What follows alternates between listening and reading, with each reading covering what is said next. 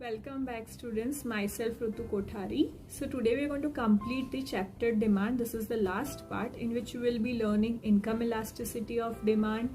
You're going to learn its types, then cross elasticity of demand and few measures which are used for measuring demand, right? Measuring elasticity of demand. Now I wanted to tell you students कि जिसने भी आगे के parts नहीं देखे हैं please refer that. This is one of the important chapter of your syllabus, so please refer those parts and then you can continue with this. Right now what is income elasticity? जैसे हमने price elasticity पढ़ा last part में कि price जब भी change होगा तो उसके ऊपर डिमांड पे कैसा असर पड़ेगा, that is price elasticity of demand. So over here same with income कि जब भी इनकम चेंज होगा तब उसकी डिमांड पे के ऊपर कैसे चेंज होगी, डिमांड के ऊपर कैसे असर होगी. That for example if income of the consumer rises then will demand increase. To which extent? If income of the consumer decreases, then will demand decrease to which extent? तो ये सारी चीज हम इनकम इलास्टिसिटी ऑफ डिमांड में पढ़ेंगे, right? So income elasticity of demand is the extent of change in demand due to the change in income of the consumer.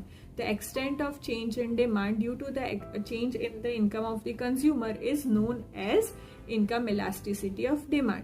जैसे हमने price elasticity में फॉर्मूला पढ़ा था, EP equals to proportionate change in demand upon proportionate change in price, right? That was price elasticity. Over here what we are learning, income elasticity. Proportionate change in demand upon proportionate change in income. क्या आएगा? Income word आएगा. और income elasticity है मतलब मैंने आपको economics में बोला था जब भी हमने डिमांड फंक्शन पढ़ा था तभी कि हम लोग इनकम वाई से डिनोट करते हैं. इकोनॉमिक्स में कैसे डिनोट करते हैं इनकम को? Y. The symbol for income is Y. So E Y equals to proportionate change in demand upon proportionate change in income. Now here we have three types of income elasticity. There are main three types of income elasticity: positive, negative and zero. Positive, negative and zero. Three types of income elasticity of demand. Right? Positive के अंदर तीन type है. Unit income elasticity, income elasticity greater than unity and less than unity, right? We have three types. Now what is positive income elasticity? कि जब भी consumer की income बढ़ेगी तब उसकी डिमांड भी बढ़ेगी. अगर इनकम फॉल हो रही है तो उसकी डिमांड भी फॉल होगी. Similar changes, right? प्राइस और डिमांड हमने स्टार्टिंग से पढ़ा है डिमांड के चैप्टर में कि प्राइस और डिमांड के बीच में कैसा रिलेशन होता है? इनवर्स रिलेशनशिप होता है, ऑपोजिट रिलेशनशिप होता है कि प्राइस बढ़ेगा डिमांड घटेगी, प्राइस घटेगी डिमांड बढ़ेगा, ऐसा रिलेशन होता है. बट इनकम और डिमांड के बीच में कैसा रिलेशन होगा? पॉजिटिव होगा. डायरेक्ट रिलेशनशिप है इनकम और डिमांड के बीच में कि इनकम बढ़ेगी कंज्यूमर की तो उसकी डिमांड बढ़ेगी, अगर उसकी इनकम कम होगी तो कंज्यूमर की तो उसकी डिमांड भी कम होगी, right? They have a direct relationship. So over here when we are talking about positive income elastic demand, matlab when demand increases due to rise in income, then it is known as positive income elasticity of demand. Then when there is decrease in income, the demand will also decrease. Right? Now we have three degrees or three types of positive income elastic demand. Unit income elastic demand that is E Y equals to 1. मतलब जितनी income increase होगी उतनी ही demand भी increase होगी, जितनी income decrease होगी उतनी ही डिमांड डिक्रीज होगी, right? E Y equals to 1. Both are going to be equal. The change in income is going to be equal to the change in demand, right? Both are going to be equal.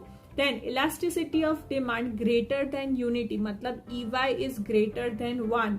EY is greater than 1.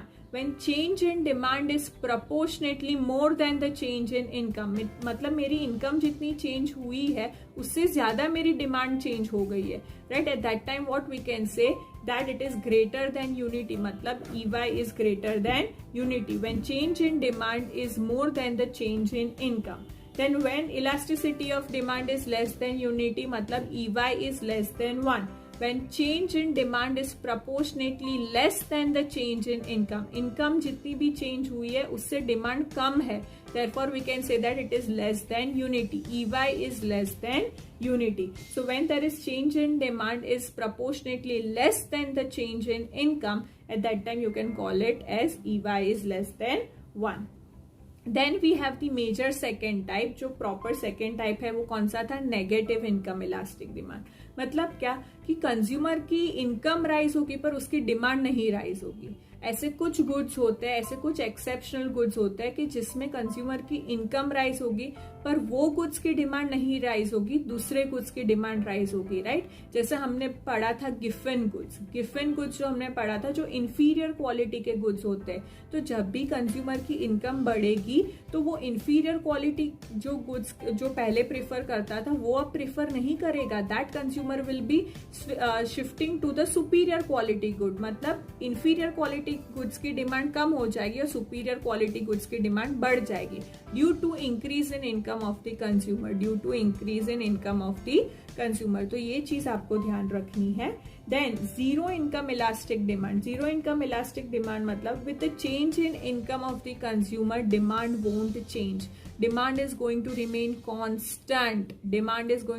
Constant, सिर्फ income change होने वाली है, at that time you will say that particular demand has zero income elastic demand. For example यहाँ पे आपको दिया है post cards, pen, match sticks, कि ऐसी चीजें कि जिसकी मामूली प्राइस होती है, वो मामूली प्राइस में अगर कोई भी तरह का चेंज होता है, मतलब अगर प्राइस में नहीं इनकम में अगर कंज्यूमर बढ़ जाता है तो if for example I was earning rupees 100, if now I am earning rupees 150, I won't go and buy all those stuff. I will prefer to buy some other things with increase in demand, right?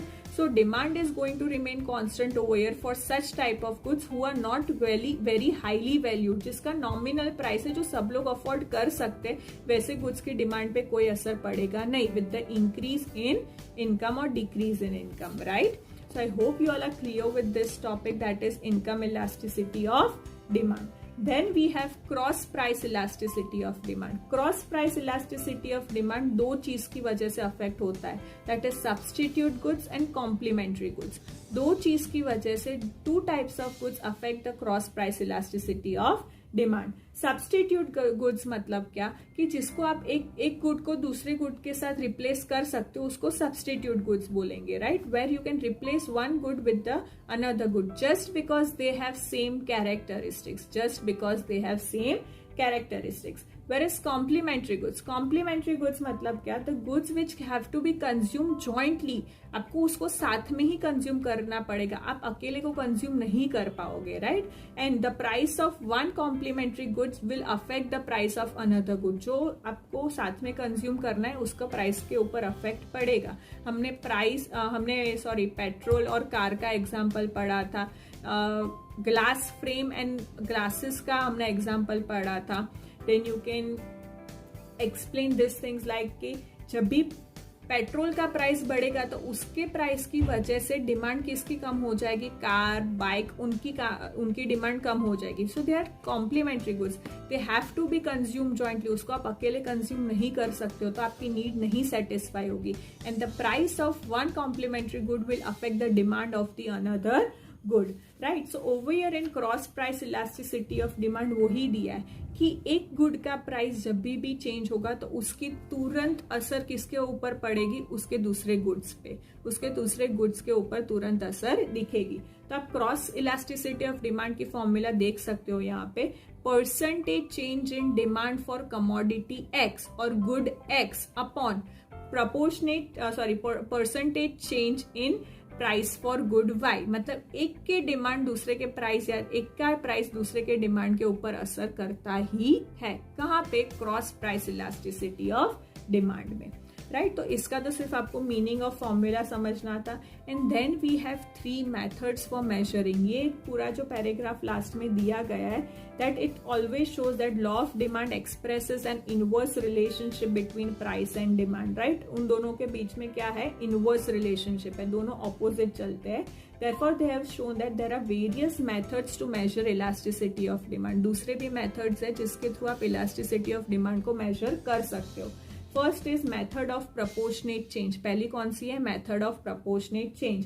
Then we have total outlay method which is also known as total expenditure method. Proportionate change method already हम लोग पढ़ रहे थे, right, जो अभी तक हमने पढ़ा वो ही। Then total outlay method which is also known as total expenditure method, and then we have geometric method, right. The last one is the geometric method. So I hope you all are clear. इसमें सिर्फ आपको नाम याद रखना है और कुछ याद नहीं रखना है, जो लास्ट हमने मेथड्स पढ़ी उसमें। So I hope you all are clear with all the parts. अगर आपको कोई भी पार्ट में कोई भी प्रॉब्लम हो, you can easily contact us on our Instagram ID, और you can even call us और डू एनी क्वेश्चंस. जो भी आपको डाउट हो वो आप क्लियर कर सकते हो, right. So here we complete our chapter. अब हम दूसरे चैप्टर्स में मिलेंगे. Till then, thank you.